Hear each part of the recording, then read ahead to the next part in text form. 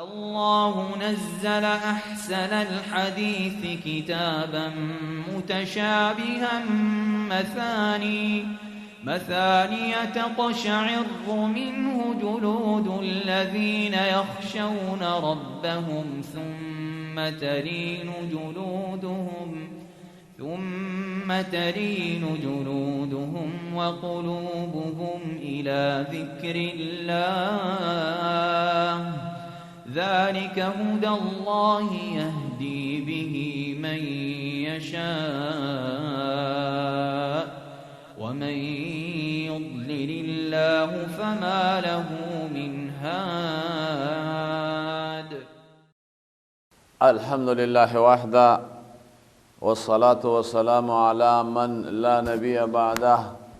أما بعد فأعوذ بالله من الشيطان الرجيم. بسم الله الرحمن الرحيم. ألف لام ميم ذلك الكتاب لا ريب فيه هدى للمتقين. ډیرو قدرمنو مشرانو کشرانو خويندو میندو او د پیغام تلویزیون او ټي وي مینوالو، السلام علیکم ورحمت الله وبرکاته. د دې حلقې د درس عنوان او موضوع ده یو سوال او پوښتنه، هغه دا چې طائفه منصوره هغه ډله چې هغه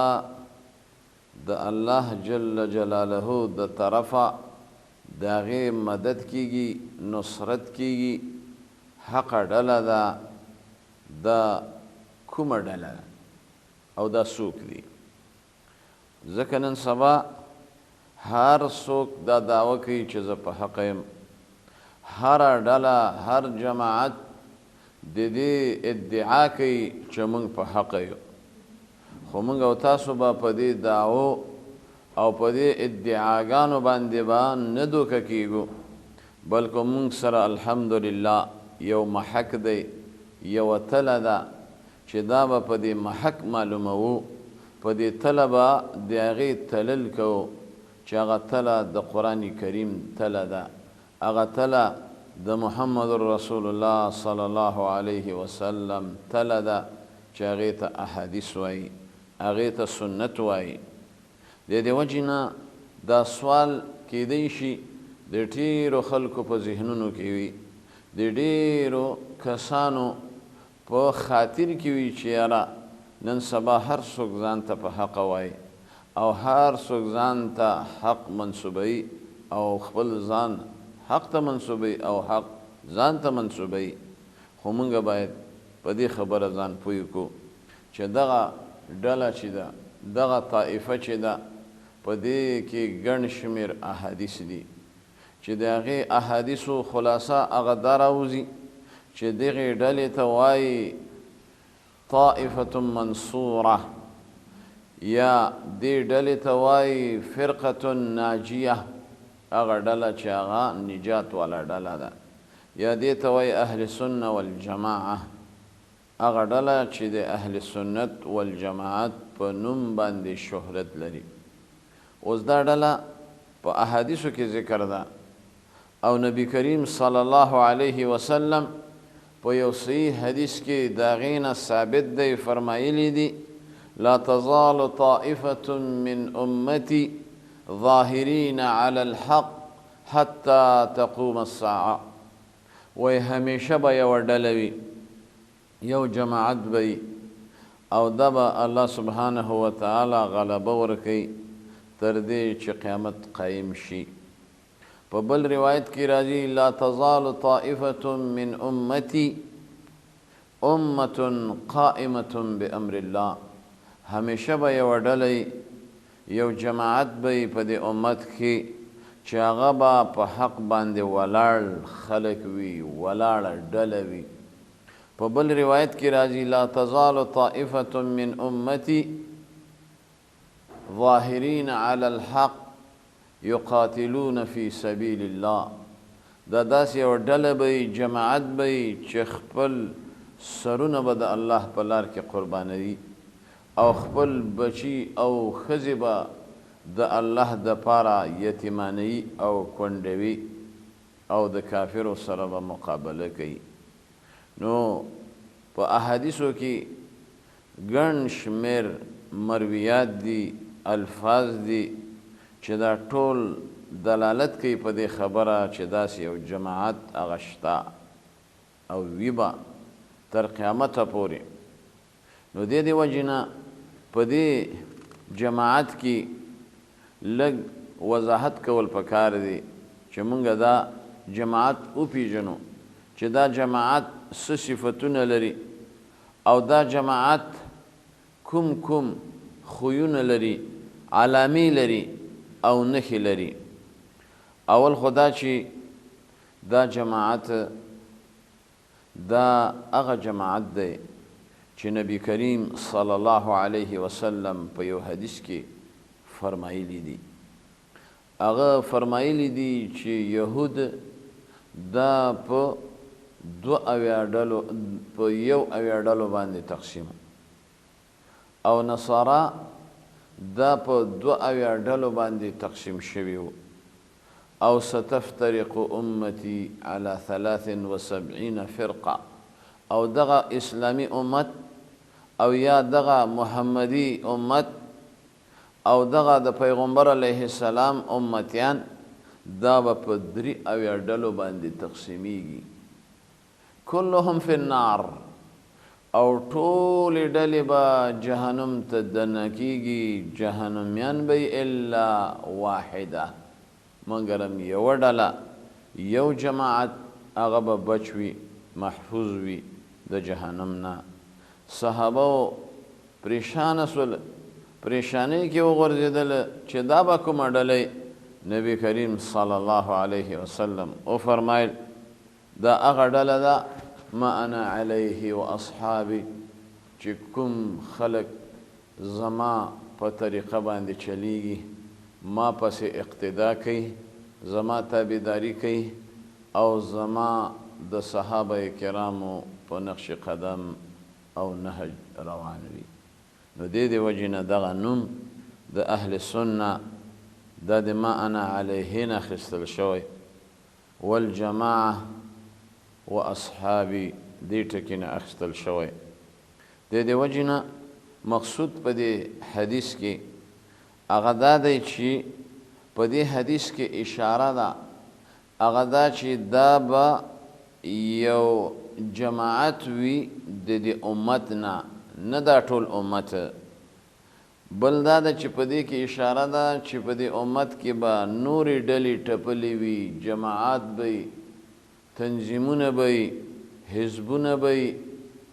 افکار به وي، عقاید به وي داسې د خلکو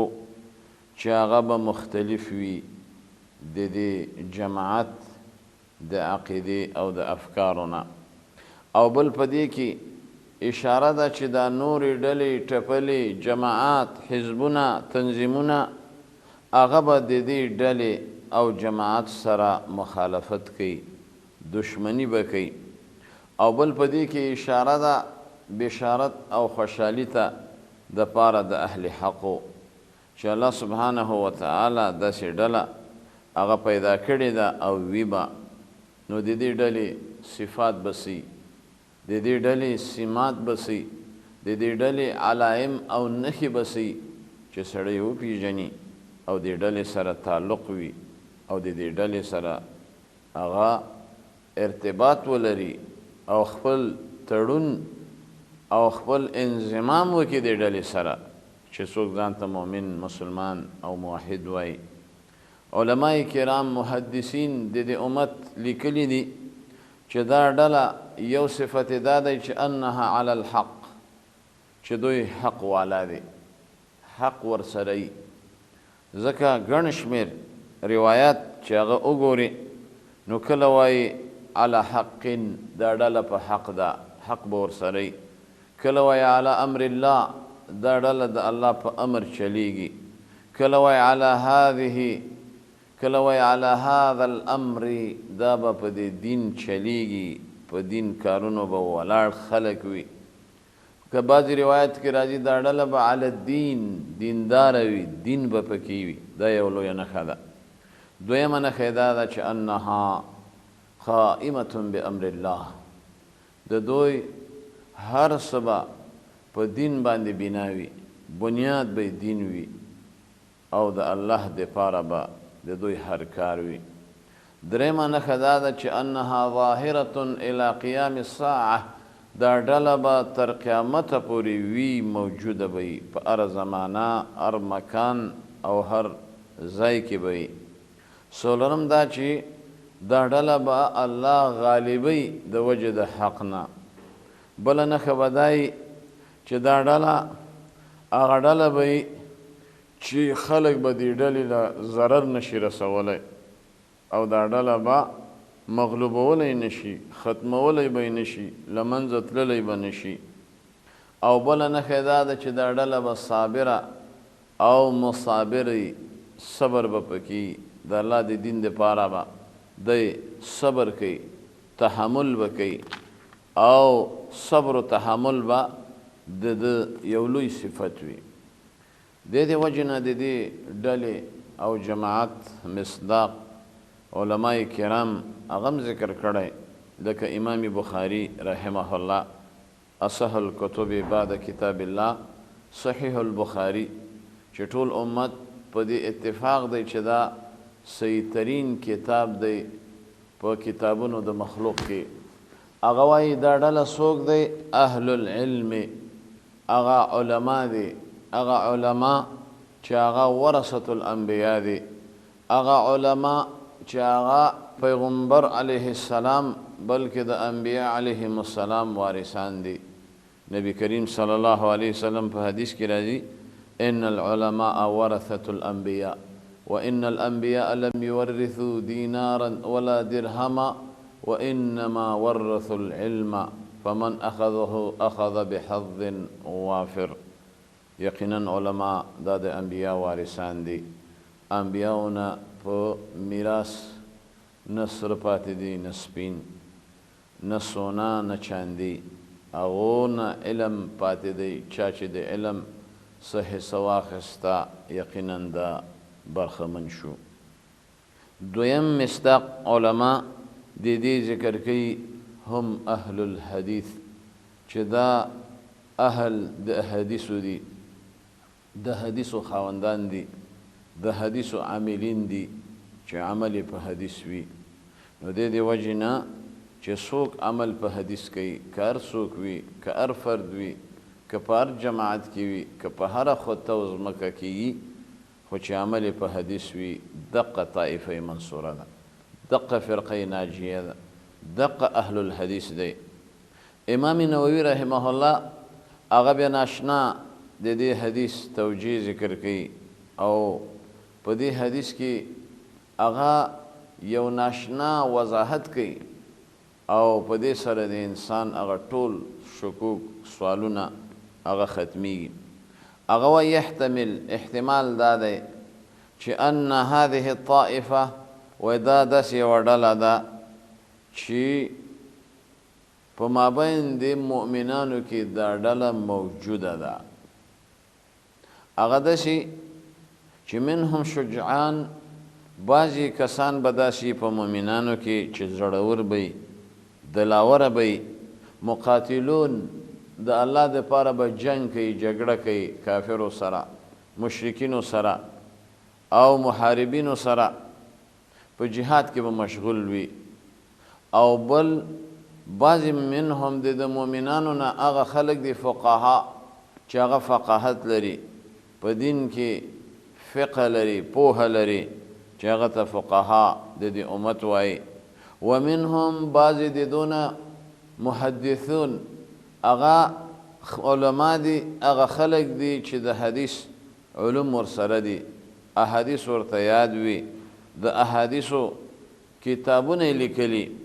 هغه هم په دې کې داخل دي ومنهم زهاد او بعضې د خلکو نه هغه خلک دي چې هغه د زهدو د تقواو د پرهیزګارۍ سمبولونه دي او خواندان دي. ومنهم من امر بالمعروف ونهى عن المنکر، او ځینې په دې کې هغه خلک دي چې امر د نیکۍ کوي او منع د بدۍ کوي، چې هغه ته الامرون بالمعروف والناهون عن المنکر وایي، دا هم په دې کې داخل دي. ومنهم انواع اخرى، او بعضې په دې کې نور هغه خلک دي چې هغوی د خیر نه او د ښېګڼې نه بل کار نه کوي. نو دې حدیث نه دا معلومه شوه چې داسې خلک په دنیا کې موجود دي، تر قیامته پورې به داسې خلک وي، او دا ضرور نه ده چې دا خلک به په یو علاقه کې یا په یو ملک کې یا په یو ځای کې به، بلکې دا خواره دي او څوک په یو نوع عبادت کې او په یو نوع د بندګۍ کې. نو د دې وجې نه الله سبحانه وتعالی دې موږ او تاسو په دې یو نوع د انواعو کې موږ او تاسو راولي، او دغه مصداق د حدیث دی الله موږ وګرځوي. نو د دې وجې نه یوازې په دعوو او یوازې په شعاراتو او په عناوینو اکتفا پکار نه ده. ډېر خلک به داسې سمپل به لګېدلي، ځان ته به وایي چې زه فلانی یم، زه د قرآن و حدیث پابند یم، او زما عقیده د قرآن و حدیث ده، او دین می اسلام ده، کعبه می بیت الله ده، پیغمبر می محمد رسول الله ده، معبود می الله ده، او عمل ته چې ګوري شرک کوي، کفر کوي، دارنګه د اسلام خلاف کوي، سود به کوي، او دارنګه د شریعت نه به سرغړونه کوي. نو په دعوو او په شعارونو او په عناوینو باندې نه دی. حدیث کې راځي ان الله لا ينظر الى صوركم واموالكم ولكن ينظر الى قلوبكم واعمالكم. الله سبحانه وتعالى ستاسو ظاهري شکلونو ته نه ګوري، ظاهري ستاسو مالونو دولتونو جایدادونو ته نه ګوري، لیکن الله سبحانه وتعالی چې ګوري هغه ستا زړه ته ګوري چې زړه کې د کوم ایمان دی، څنګه ایمان دی، څنګه کیفیت دی، ایمان شته که پکې نشته، اعمال دی برابر دي که نه دي، اعمالو کې هغه عمل چې الله په مکلف کړی هغه کوي که نه کوي. اعتبار هغه ورونو اخلاص ته ده، اعتبار ورونو اتباع ته ده. د دې وجې نه الله سبحانه وتعالی فرمای په سورة کهف کې فمن كان يرجو لقاء ربه فليعمل عملا صالحا ولا يشرك بعبادة ربه احدا. که څوک غواړي چې د الله سره مخامخ شي او د الله د پیشۍ هغه امید ساتي، عقیده لري، نو هغه د عمل وکړي صالح عمل، او د الله سره د څوک نه شریکوي. د دې وجې نه قدرمنو عزیزانو، الله سبحانه وتعالی زمونږ او ستاسو اخلاص ته ګوري، زمونږ او ستاسو هغه بندګۍ ته ګوري چې تا کې بندګي شته او که نشته، اخلاص شته او که نشته. د دې وجې نه الله سبحانه وتعالی ته محبوب، الله ته ډېر قدرمن د عزت وړ هغه څوک دی چې هغه کې پرهیزګاري وي. الله سبحانه وتعالی څه فرمایي؟ یا ایها الناس انا خلقناکم من ذکر وانثى وجعلناکم شعوبا وقبائل لتعارفوا. و ای انسانانو، ای خلکو ما تاسو پیدا کړي قبیلې قبیلې، خاندان خاندان، په مختلفو قومونو ټبرونو قوتونو می ویشلی، او بیا د دې غرض او غایه دا وي لتعارفو، چې خپلو کې یو بل وپېژنئ، تعارف وکئ چې دا پلانی د پلانی قوم او پلانی خیل، او دا پلانی د پلانی قوم پلانی خیل. نو په دې سره د یو بل تعارف دی. دا د دې دپاره نه چې ته په یو بل لویي وکړې، په یو بل ځان اوچت وګڼئ، بلکې په دې کې بیا الله څه فرمایي؟ ان اکرمکم عند الله اتقاکم. یقینا په تاسو کې الله ته ډېر محبوب او قدرمن او عزتمن هغه څوک دی چې په هغه کې تقوا وي، په هغه کې پرهیزګاري وي. نو ځکه تقوا او پرهیزګاري دا اوچت صفت دی د مسلمان د پاره. بلکې یو حدیث کې راځي پیغمبر علیه السلام فرمایي چې رب ستاسو یو دی او د یو آدم علیه السلام نه پیدا یې د هغه اولاده فضیلت او غوروالی نه لري سور په تور تور په سور او فضیلت او تقوا چې دی هغه په پرهیزګارۍ سره دی. اکرمکم عند الله اتقاکم. نو الله سبحانه وتعالی دې موږ او تاسو کې تقوا راولي او الله سبحانه وتعالی دې موږ او تاسو د دغه جماعت نه طائفه منصوره نه او فرقه ناجیه نه او اهل سنه والجماعه نه او اهل الحديث اهل الاثر نه وګرځي او الله سبحانه وتعالی دې موږ او تاسو ته عملی زندگی نصیب کړي او الله سبحانه وتعالی دې موږ او تاسو ظاهر و باطن هغه په قرآن و سنت استوار لري. تر بلې حلقې پورې ستاسو نه اجازت غواړم. فی امان الله والسلام علیکم ورحمة الله وبرکاته. الله نزل أحسن الحديث كتابا متشابها مثاني تقشعر منه جلود الذين يخشون ربهم ثم تلين جلودهم وقلوبهم إلى ذكر الله ذلك هدى الله يهدي به من يشاء ومن يضلل الله فما له